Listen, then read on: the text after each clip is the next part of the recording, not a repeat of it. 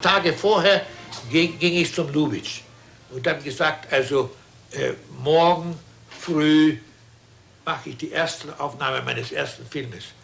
Ich werde mir in die Hosen scheißen. Und hat der Lubitsch mir gesagt, ich mache meinen 70. Film und ich scheiße mir jeden Tag in die Hosen. Well, you see, there is a sort of a misconception that pace and speaking quickly is the same thing. You can have pace by people not speaking quickly. It depends on the cut. It depends on the rhythm of the thing. Well, structure to me is, compare it with building a house. You have to have a base where the house is going to stand. You have to have walls. You have to have pillars that are going to hold it up, the staircase, the second story, or whatever. It is a kind of a mixture. Writing a movie is a mixture of architecture and, forgive me the pompous word, poetry. So most of the time it is kind of off the script is there, and if something better occurs, you know, I'm the first one to accept it. If it comes from an actor, if it comes from an electrician, from the script girl, even if it comes from a producer, which is rare enough.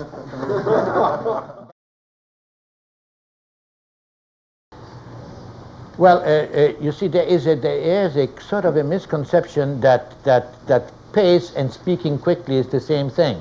You can have pace by people not speaking quickly. It depends on the cut. It depends on the rhythm of the thing. Because leisurely moments, silent moments, they have much more power. But certain pictures have to be played at a good clip. But pace and actors just rattling things off, you know, don't confuse that. You know, there's always a confusion in our world. That's like people confuse poverty with misery. I have known very many poor people. They have not been miserable, and I can tell you people in Truesdale that are really miserable. You know, this confusion kind of constantly occurs. Billy, how would you determine structure? Well, structure to me is, compare it with building a house. You have to have a base where the house is going to stand. You have to have walls. You have to have pillars that are going to hold it up, the staircase, the second story, or whatever. It is a kind of a mixture. Writing a movie is a mixture of architecture and, forgive me the pompous word, poetry, or storytelling on a certain level. But it has to have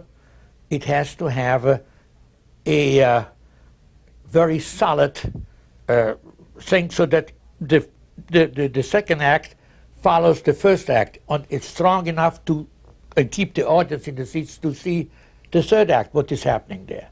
But you need that very, very, very strongly. It's not that I make myself a drawing and a blueprint, and it's just kind of an instinctive thing. I'm talking about myself, because you talk to another 500 writers, everybody has got his own method. Some just start writing, you know, kind of. Some have the kind of flighty mind of we have a very good example now, Forrest Gump, you know, the writers who function like Forrest Gump. You don't know where it's going, but you can't do that with a picture. I mean, I couldn't do it with a picture. Well, how do you do it? I tell you, mine is kind of another unique thing that I cannot, I don't like it. If you write a scene and we say we'll fix that later, we will manicure it and go to the next scene, I just go back to the first scene and until it is about as good as possible. I may change something subsequently, but I never write first version, second version, third version.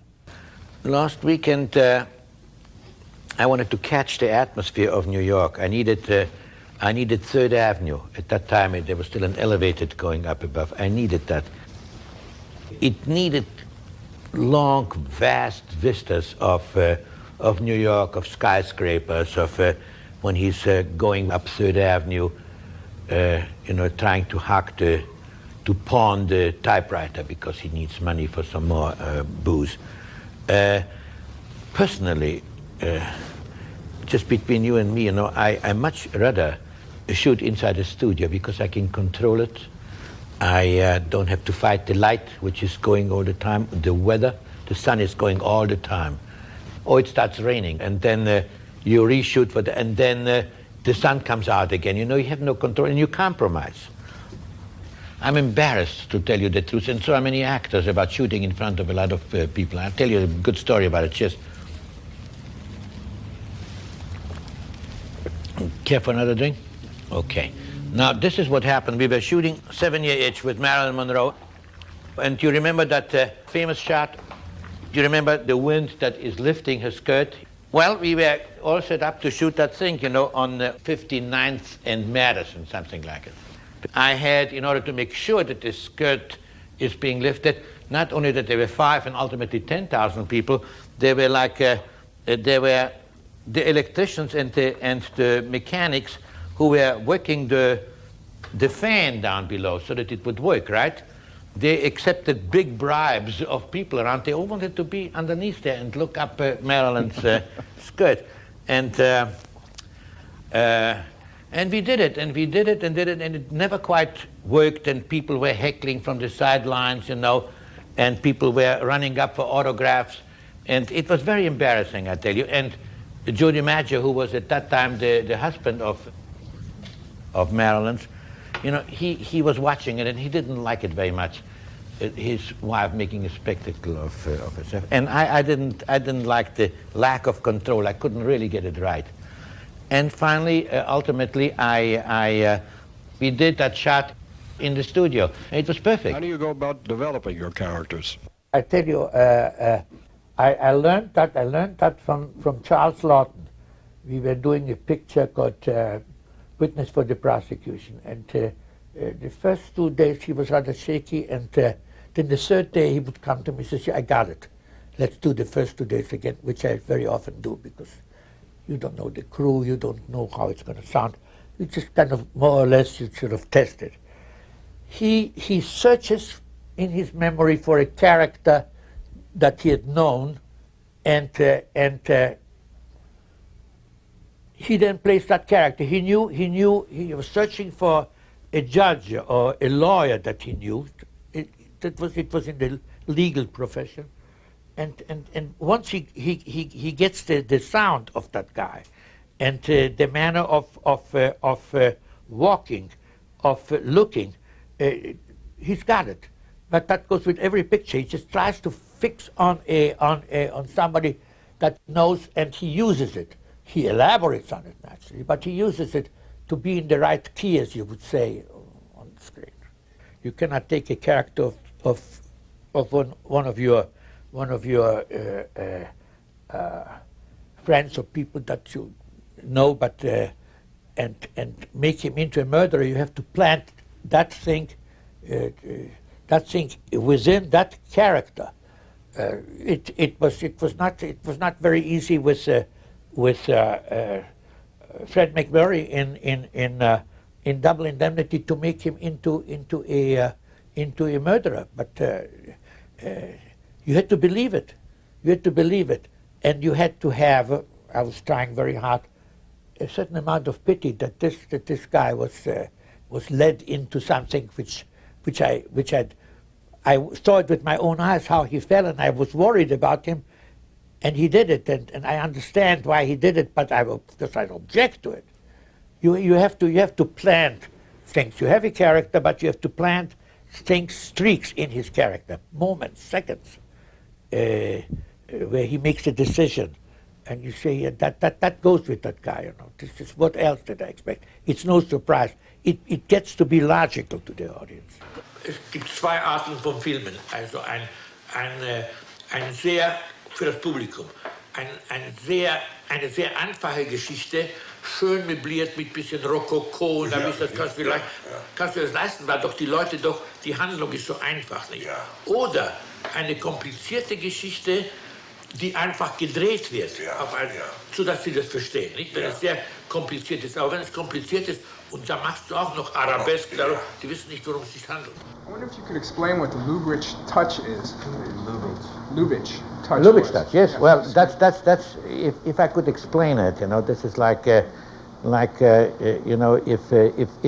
I knew the formula, I would patent it, but nobody quite knows how to arrive at it. But the best illustration, which I use when people ask me about the Lubitsch touch. Now, if you have a class of students, writers, let us say, or directors, and you say, I would like you to dramatize the following situation. There is a king and there's a queen, and there is a lieutenant. The king is played by George Barbier, a very opulent, fat actor in his 60s. The queen is Una Merkel. She was very pretty then. And the adjutant, the adjutant of the king, is Maurice Chevalier. Now dramatize the situation that the queen has an affair with the lieutenant and the king finds out. Now do it your way, do it any way you want to, and those 100 students who are very good at comedy, very good, they're very imaginative, they go out and they come back a week later and they will all have good solutions. Amusing, maybe a little long, maybe they're a little too explicit, maybe it's too censorable, but nobody in the world could come up with a better solution than Mr. Lubitsch does. Here's his solution. And I'm putting now the opening scene in The Smiling Lieutenant. You open up in the bedroom of the King Barbier and the Queen, and he's getting dressed, and there's little nose rubbing and tickling and thing. It's all very sweet, and she's very nice to the King. Now he leaves the bedroom, he's dressed, leaves the bedroom, and as he leaves the bedroom, we see that at the door with a sword standing there and clicking his heels is Maurice Chevalier. And he's now watching the king, and the king is going down some steps. It's a long staircase that leads down from the bedroom in that palace. Boom, boom, boom, boom. Now we cut back to Mr. Chevalier, and he sees that the king is leaving, and he now enters the bedroom of the queen. The door is closed. You don't cut into the bedroom. Now, as the king is descending, Barbier, he suddenly sees that he forgot the belt and the sword. He turns around and he goes up the steps, back into the bedroom. Now we have a situation going. Now he opens the door, goes in, the door closes. We are still outside, we're never inside. Now the king comes out and he's got the belt and he's got with the sword, right? And he is smiling, and now he's going down the step, boom, boom, boom, and suddenly he tries to put it on, and it's not his belt, it's much too small for her. Now back he goes again, and now he finds him under the bed, right? But you see how he operates that thing, it's all done with a kind of à côté, kind of throwing it away. So that is the Lubitsch touch. How do you write an original, something like The Apartment? You told us you got the inspiration for that from a picture David Lean had directed. It was called Brief Encounter, one of his best pictures. Black and white, very simple, married woman, a lover who lives in London, and she would come and see him, and he would use a friend's apartment for his tryst, or whatever you want to call it. And I remember we were shooting Some Like It Hot, and we were halfway through, and I was in love with Lemon, and I just thought there's an enormous talent. I did not know him before, and if I could get him for a next picture, but what kind of a next picture can we find? And I have drawers full of first acts, of characters, of curtains, of themes for future pictures, and I remember that I had something there that fitted him, and I found it, and it was a 5-page outline for The Apartment, namely the story of the friend whose apartment the leading man was using. And the line just very simply started with, but what about the man who has to crawl back into his warm bed? what happens to him. And I decided that that would be a good character to start with.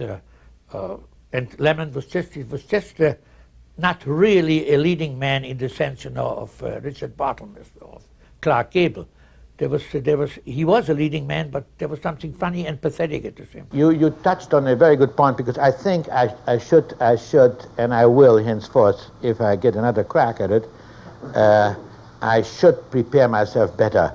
But unfortunately, the way the industry works, the actor is just flying in from Yugoslavia, and he arrives on Friday, and on Monday we have to start shooting. And we don't have the time you have when you're working on a play to really rehearse and find. So most of the time it is kind of off the script is there, and if something better occurs, you know, I'm the first one to accept it.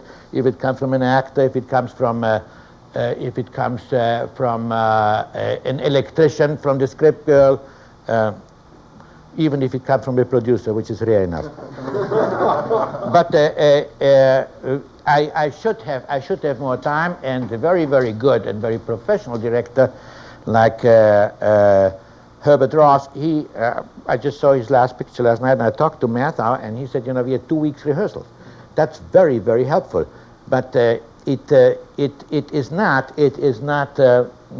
a luxury that you cannot always afford. But I will insist on it. It's terribly important because while you're rehearsing, that doesn't cost any money. Once you start shooting, it's $25,000, $35,000, $50,000 a day. The time is before and not after. After you know you start after the war started. After you're over the top, you've got to go. You wanted to go into directing because you feel your scripts were betrayed, or you wanted to have more control? I wanted to have more control, and you know, I just thought that directing was all the fun. Writing is misery, writing is sweat, writing is hard labor. The fun is to be on the set if you have a good script and capable, or if you're lucky enough to have outstanding actors. That's real fun, you know. That's the thing to do. You mean the writing is the toughest part of the filmmaking? Well, it's too much to do the toughest part, and somebody else does the holiday. It's like making the bed for somebody, and then he hops into the bed, you know, and I go home, you know. But you were not really satisfied with the system because you wanted to achieve more control. You switched from scriptwriter to director, and then director to producer-director. And that is the level of the producer who, I'm not talking now about great producers like the Thorbergs and the Selznicks and the Goldwins.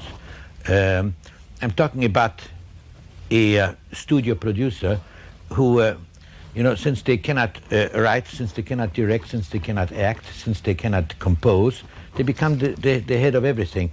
And that was the ultimate control. So it was a question of, not of power, but of ultimately having it as close to, on the screen, to what you first imagined, to have it as close to that after the execution.